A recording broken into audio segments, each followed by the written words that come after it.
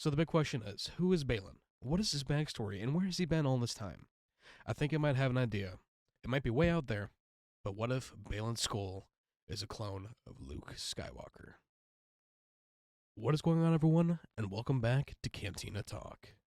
So, what if Baylan Skoll is actually Luke Skywalker? Now, this version of Luke has two U's in his name, L-U-U-K-E. I know it might sound funny, but hear me out. In Legends, Luke with two U's was a genetic clone of Luke Skywalker. You might be asking, how is that even possible? Well, this version of Luke was created from cells that were extracted from the severed hand of Luke Skywalker that was cut off by none other than Darth Vader during their fight on Cloud City. In Legends, some agents of the Empire had found Luke's hand on Cloud City and had taken it to a Mount Tanta storehouse that was on the planet Wayland.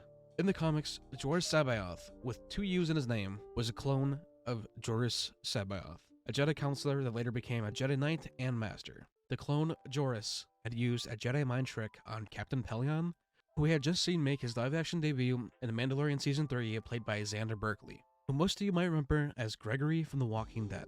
Captain Pellaeon was ordered to make a clone of Luke with the DNA that had been extracted from the severed hand. This clone would be developed in a cloning cylinder, much like the ones that we had seen in The Mandalorian Season 3 with the Moff Gideon clones. But the thing is, this clone was made in just less than a month. This is where I think Baylan could be the canon version of Darkseid Luke. Based on the accelerated aging that had been done to the clone, I believe that with the timeline, it would line up almost perfectly with Baylan's current age in Ahsoka. As well, the Luke clone, once it was fully grown in the cloning cylinder and it was ready, it was trained in the ways of the Force by none other than Joruus C'baoth. C'baoth wanted to turn the real Luke Skywalker to the dark side and then take him on as his apprentice, like how Emperor Palpatine wanted for Luke in Episode 6. But when the real Luke refused, Joruus C'baoth tried to have him killed by none other than the clone. Joruus C'baoth had made this plan that if Luke would not turn to the dark side and become his apprentice, that he would at least be able to have one Skywalker serve him. The clone was wielding Anakin's lost lightsaber that was last seen during the fight with Darth Vader on Cloud City. Although, Anakin's saber was still bright blue as the Kyber crystal had not yet been bled. Unfortunately for the clone, Luke, with the aid of Mara Jade, would best the clone, ending his story there. Although, I believe that Baylan could be the clone of Luke.